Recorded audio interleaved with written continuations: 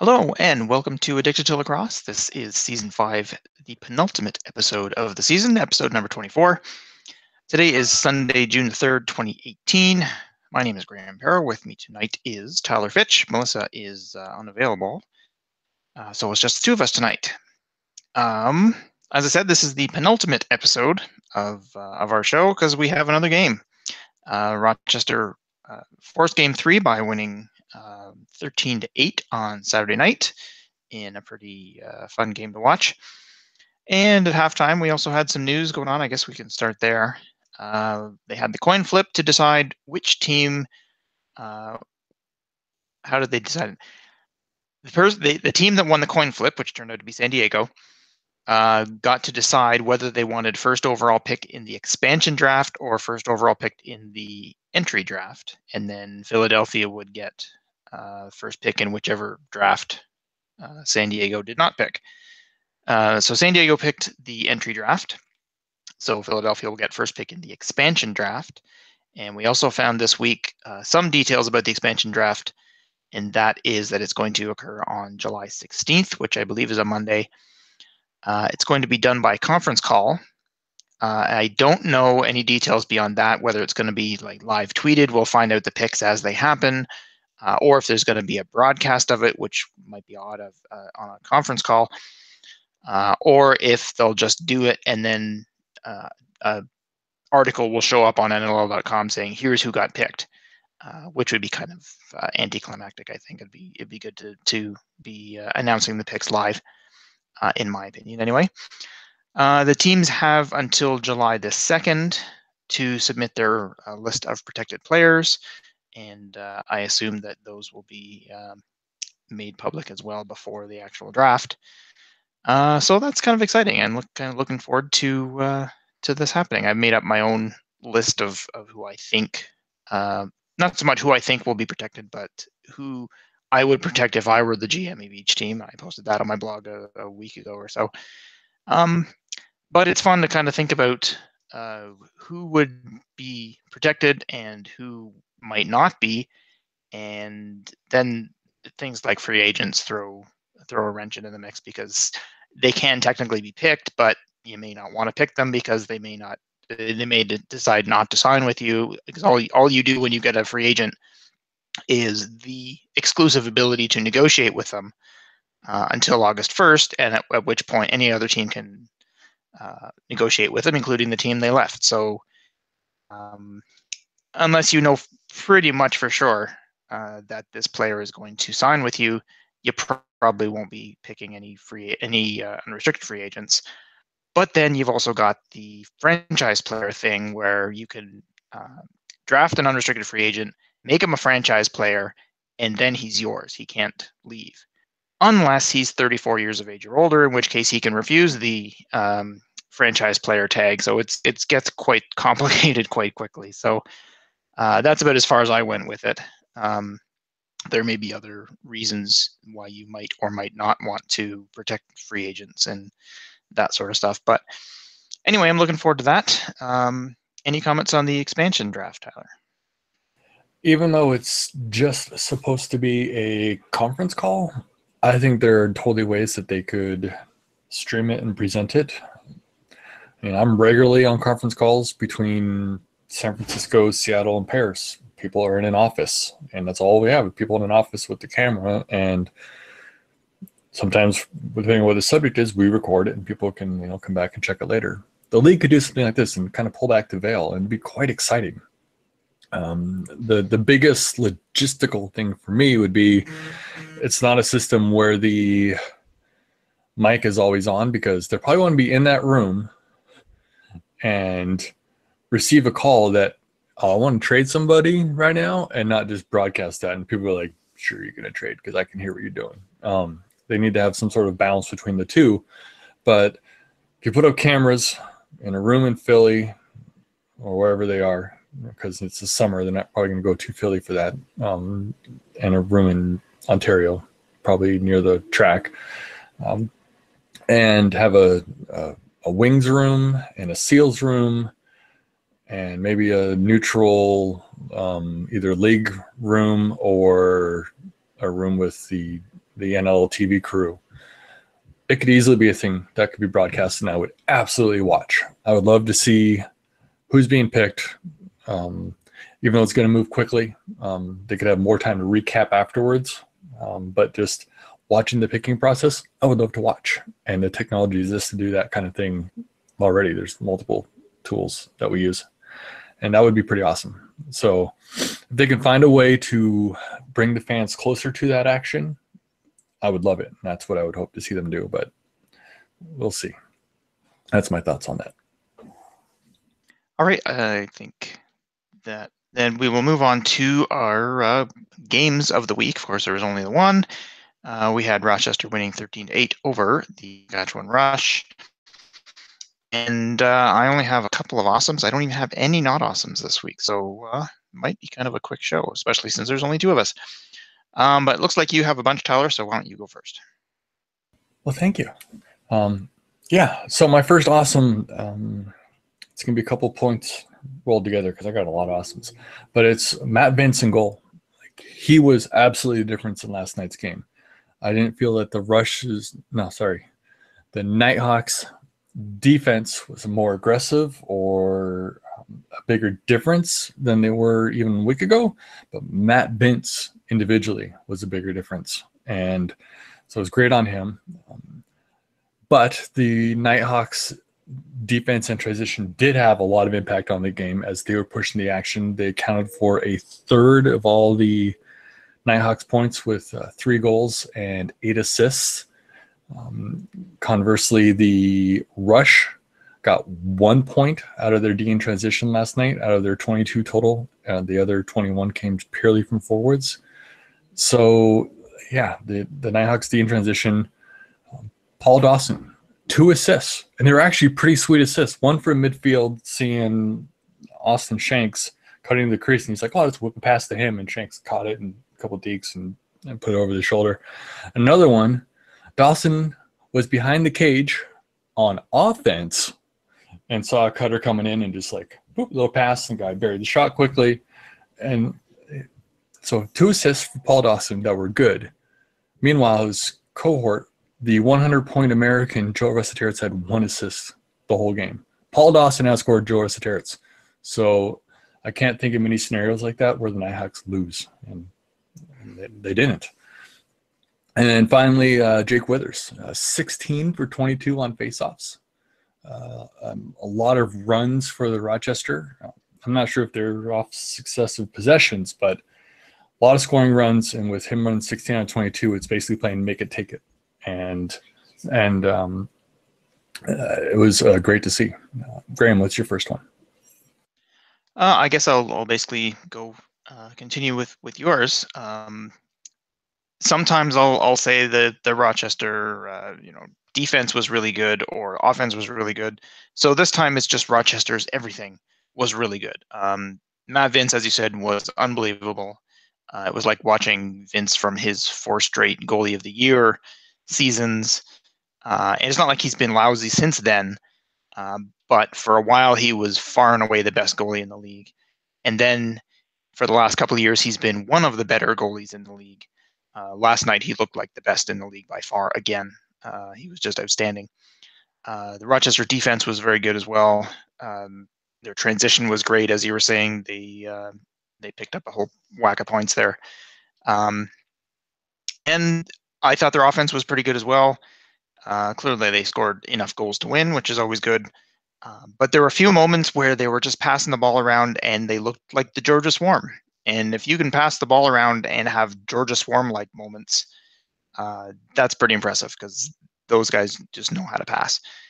And so seeing the Nighthawks do that, basically just passing it around, sometimes it looked like they were on the power play because they were just passing it around and the Rush defense didn't really look like they knew what to do to stop them. And then you realize they're not on the power play. It's 5-on-5. So that looked good. It almost looked at times like the Rush were going to wake up at some point and say, wait a minute, we're the Saskatchewan freaking Rush. We're better than this. And at the beginning of the third quarter, they kind of did for a little while, and then Rochester took over again. In game one, there were a few moments where Rochester kind of woke up and scored a goal or two, and the Rush shut them down right away. And that was exactly reversed in this game. So Rochester's everything was awesome on Saturday night. So good job to them. Tyler, what's next? Sure. I'm going to step slightly off the floor this time and go to the broadcast and say the lack of commercial breaks in the feed was awesome, which is not to say that they didn't take them. It's that when they took them, they didn't have the little block that said, "We'll be back." They ran commercials for the entire 2 minutes of each thing. And got rid of the blank space that they've had. So they're tightening up that broadcast. The producers are getting more comfortable running the content. They would actually come out of the commercial exactly 2 minutes and get onto the floor and maybe do some other stuff. I think Graham will talk to that. But the NL production people are getting better every week, and I'm proud of them for that. What's your next one, Graham? All right. That was a good segue into my next awesome, and that is Ashley Docking. I'm not a huge fan usually of the let's go down to the sidelines and interview somebody for about 4 seconds and just say, coach, what do you have to do in the second half? Or how about that transition, huh? And a lot of the times the questions are really general and really vague, and so the answers have to be general and vague as well. And of course, the coaches aren't going to tell you much specifically. Well, this is exactly what we're going to do, and this is what we're going to change in the second half, and because they don't want to give their game plan away, obviously. So a lot of times these interviews tend to be really vague and don't really tell you much of anything. But I thought Ashley Docking did a great job. She clearly knows the game pretty well. And so it wasn't just, this is kind of an offense-defense kind of sport, so let's ask about the offense and the defense. I mean, she was asking very specific questions and getting specific answers. Obviously, coaches weren't giving anything away, like I said, but they were answering these specific questions and actually gave you a bit more insight, I thought, into what the coaches were thinking and what their game plans might have been. And I enjoyed it. So good job, Ashley. Tyler, what's up? We don't plan those segues, but the league does a good job of putting on this product that we can find those awesomes together. My next awesome is, despite the kind of lackluster performance from the Rush, Jeff Shatler was awesome last night. He had 3 goals and 4 assists, and the goals were some beauties. Like his first one, I think it was his first one, where he just kind of back cut his defender towards the front of the crease, and Mark Matthews just said, "I'll just throw the ball to the front of the crease. We'll see if Jeff's there." And he caught it kind of over his shoulder and dunked it in. It went to review and it stood. It was pretty close. But Jeff Shatler absolutely brought his A game. And regardless of what the rest of the team was doing, he was in it to win it. And it was pretty fun to watch him perform at that high level, because there's some nights he doesn't have to because of who his peers on the offensive floor are. But to know that he's older, in quotes, and he can still go, all right, this is the time they need me. Get on, everybody. I'm going to try and win this game for us and with you. And so it wasn't for his lack of effort that the result happened. It was. He was great and fun to watch last night. So good job, Jeff Shatler. Graham, any more awesomes? I do not have any more awesomes. So if you want to cover through the rest of your awesomes. And, yes. Okay. Yeah, go from there. So now I'm going to step away from the NL game specific things, but other awesome things I saw this week. Friday night in Burnaby, there was an Ethan Iannucci sighting. He ended up getting the first star for the Lakers' victory over the Adirondacks with 2 goals and 3 assists. So if you're watching the version of our feed on YouTube or or live, I've got my Ethan Iannucci Langley Thunder shirt on from his time there. I was like, but they didn't say anything on that. I just said first star Iannucci, second star, third star. I just like Ethan. He's kind of like stepped back and quote disappeared for a while. Like, even though he's not playing in the league, he can still play. I think he's actually been playing a lot more senior B, if I remember correctly. And but yeah, he decided to come back, play senior A this year, and can produce. Maybe not at the NL level, maybe not at the end of a little grind because the defenders are a totally different beast. But he had a great moment there. So good job on Ethan Iannucci coming back and making a good performance in his WLA first game. Maybe not first game, but it's the first home game the Lakers had this year in Burnaby. And my next one is going back to Monday when we had Memorial Day in the U.S. It was the Collegiate Men's Field Lacrosse Championships, and the Yale Bulldogs won. And the best part about that game, it was a great game to watch. For me, was Yale coach Andy Shea. As the game finished, sideline reporter goes down. It's like, you just won a national championship. He's like, well, we came out, we had our plan to execute, and the Duke was a great opponent. And the interview goes like, well, how do you feel about this? And he's like, I'm just happy for the team. Then about 2 minutes in the interview, he just goes, I just won a national championship. He like hits the interviewer like in the chest, like, we just won the national championship. I won a national championship. Like it totally like didn't set in. Like he was celebrating with his coaches for a moment, and then the interviewer came over, and then all of a sudden you see the switch. I just won a national championship. And it was like the announcer's up in the booth. It was like, I think he just realized the enormity of what he did. And it was just this great experience to see just, I won. Even though he had won for several minutes, but it just didn't immediately set in. And there's a slight potential NL connection to this whole thing because the Bulldogs, the Yale Bulldogs, have on their team Brendan Rooney, who is from Saskatoon, Saskatchewan.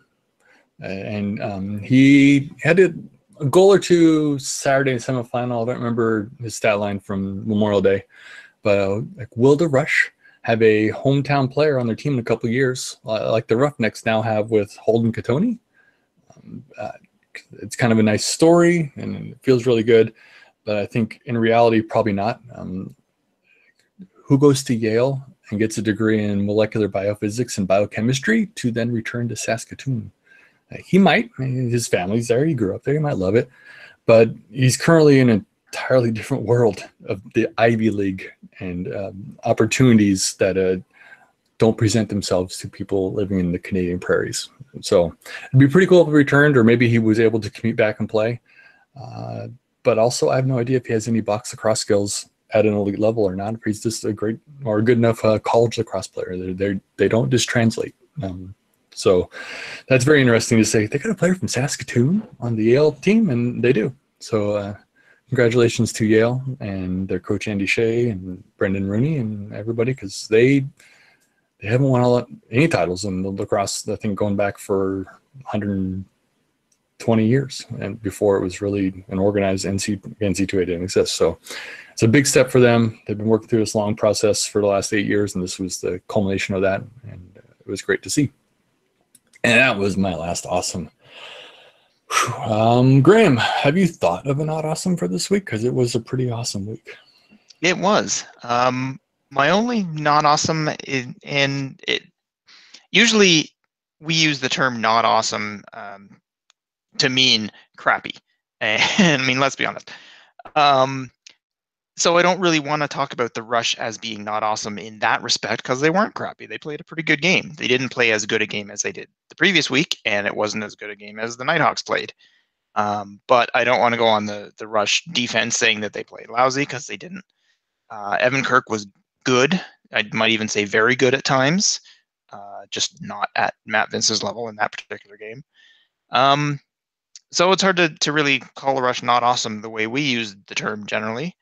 Because they played okay, but I don't think they played up to what we would normally expect from the Rush, and they certainly didn't play up to the level of the Nighthawks in that game. So I'm still thinking the Rush will come out ahead in Game 3, particularly because they're in front of their home fans and all that sort of thing. But they were the Rush weren't awesome, but not to the level of not awesome that we generally use on this show. So I guess that's kind of my not awesome, but that's it for me. So Tyler, what do you have? Yeah, I only have one as well, but to tie in slightly to what you were saying, like leading up into this week, I was thinking the Rush have all the motivation in the world to win this game. because they know that next week they're supposed to travel. But if they win, then they could go somewhere else. Because I think in the past couple of years ago, they won in 2 weeks. And on the third week, Bruce Urban flew the whole team to Mexico or Vegas or something.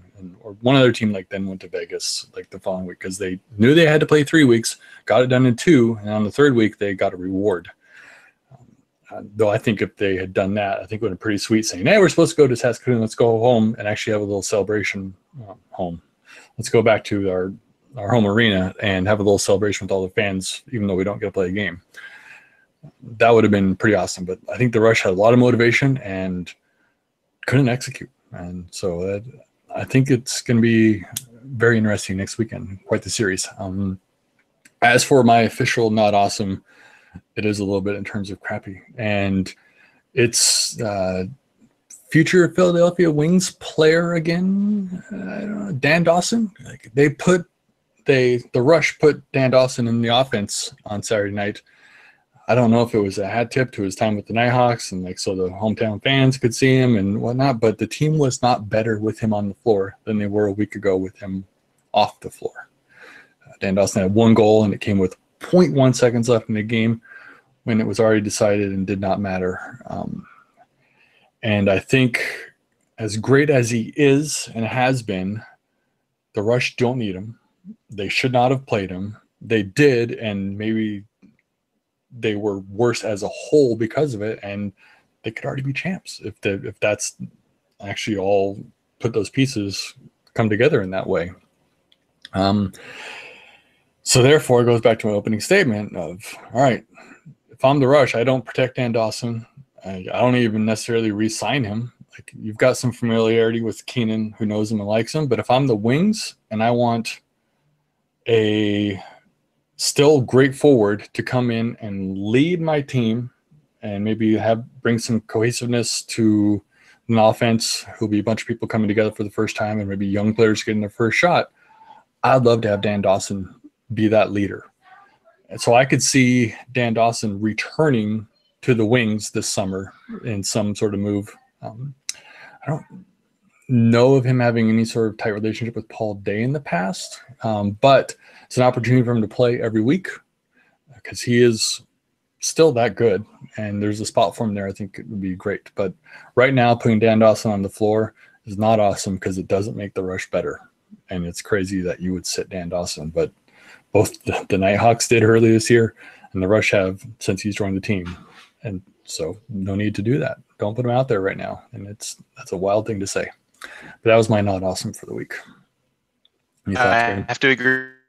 Odd, and I was surprised to see the Rush sitting Curtis Knight for that game and putting Dan Dawson out there, because as we've seen half of this season, even before he was traded, like you said, on the Nighthawks, he was benched, not so much benched, but he was healthy scratch in several games, and their offense, I think it was almost a confidence boost. I think I mentioned this in an article earlier this year, that you guys are good enough that you don't need Dan Dawson. And for a young player who's probably been watching Dan Dawson play for 15 years, that's a huge confidence boost. That's you guys don't need him. You're that good. And they played really well without him. And then they traded him, and Saskatchewan kind of found the same thing. He was helpful. He was useful on their offense when Curtis Knight was injured. And as soon as Knight came back, I think they kind of swapped here and there, and they decided that Knight was a better fit in their offense, and they benched him as well. And when they did the same thing in game 1 of the finals and against Calgary as well, it wasn't that surprising because that's what would happen all season. And then suddenly game 2, this is it. You could win the whole darn thing in this game, and you're playing Dawson. So I was kind of surprised that they did that. And yeah, it didn't seem to work out. I don't know if he made them worse, but he didn't. I guess we've seen it all season. He hasn't fit in as well as Curtis Knight does on that offense. And so it was kind of surprising. Maybe they felt, well, even if we put him in and we don't win game 2, we take him out, we put Knight back in, we're back in our home building for game 3, and we'll just win it then. That sounds like kind of a big risk to take for me, but that's not, I'm not running that team, so that's up to them. But yeah, so we'll see. I think Dawson is an unrestricted free agent, so likely the Rush wouldn't protect him. And he is over 34, so he could refuse the franchise tag if he was picked and franchised if he wanted to. I don't know the rules regarding tampering, because I know there are sometimes issues where a team is not allowed to talk to a player before they become a free agent. And in this case, it might be a little weird because most of the time it doesn't matter, and you just wait until he becomes a free agent and then you can talk to him. In this case, you probably want to talk to him before. If you're the Wings or the Seals, you want to talk to him before the draft, because if you say, hey, if we pick you, would you sign here? And he says no, okay, great, we're not going to waste a pick. But if you can't find that out in advance, then it may be too big a risk to take. So I don't know what exactly will happen there. Okay, we can move on to our predictions, which is going to be really short because we didn't make them game by game. Again, I'm still going for the Rush in 3. Melissa picked the Rush as well, and Tyler is going with Rochester. I still have a chance. Yes. So if you were to make a pick on Game 3 now, Tyler, what do you think you'd go for? Well, I thought it was a big factor having Sid Smith out, but the team the Nighthawks settled down with this week with his absence. I think the biggest factor is, can you tell me right now, are you playing Robert Church or Dan Dawson? And based on that, I would Robert Church, I'm picking the Rush to win for sure. Dan Dawson, I think they have a chance to win because they're at home. They have the home crowd, a lot of energy and momentum. Not momentum, but a lot of energy and positive aspects of being at the home crowd. So I think it's still going to be the Rush, even though I didn't pick them to win the series. I like their chances being at home in Game 3. I thought the Nighthawks would win if they stole Game 1, which they didn't. So now they're in a tight spot. And it'll be great if the Rush can win. They get to win at home with their fans. And that is the best part of the potential storyline next weekend. But it'd also be a great story if the Nighthawks can say, boy, that team's really good, but we got hot at the right time. We had Rochester, we had the Rush's number all season and won 4 out of 5 against the team that otherwise was 14-4. That'd be pretty impressive too. So I don't know if I even answered your question, but I got to say more words. Yeah, I think I'm still going with the Rush in Game 3. And though I do have to say, if Rochester were to win it in Saskatchewan, that would be 2 straight years that the Rush fans get to watch their team lose the finals in their building. And that would suck pretty bad, I would imagine. I have seen The Rock lose a final in their own building, and that was not much fun. So to see that 2 straight years would suck even more, I imagine. But I guess that will do it for this show, unless you have other comments to make, Tyler. I have also had seen the Stealth lose a championship at home to the Nighthawks. So it's not a great feeling because you're like, man, we're the home team, like in the championship, we got a good chance, and then they didn't. It's a rough one. It doesn't feel good because you've had success, like won multiple rounds in the playoffs, and like we're used to like celebrating our wins, and then all of a sudden you lose the last one. It's like, ooh, doesn't feel good. Not at all.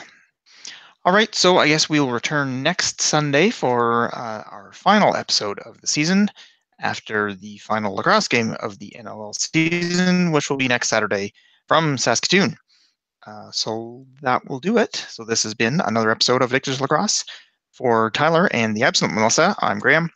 Thanks for listening, and we will see you next week.